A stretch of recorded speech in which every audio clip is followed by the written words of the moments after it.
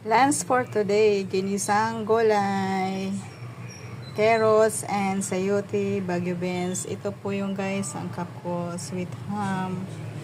Ayan guys. Maganda yan guys, kisa baboy naman ang manok. Maiba naman guys. So mikos-mikos ko lang yan mamaya guys. Ito naman yung ano ko guys, partner niya. Yan guys, bangus. Ipipito ko po yan, ipafry ko. Ayan po guys, ang aking ginisang gulay. Mikos-mikos. Ito naman yung fried bangus. Kapartner ng gulay ko.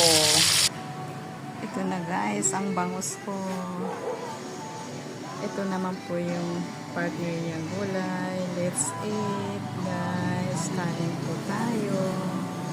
Thank you Lord for the blessing today. God bless us all.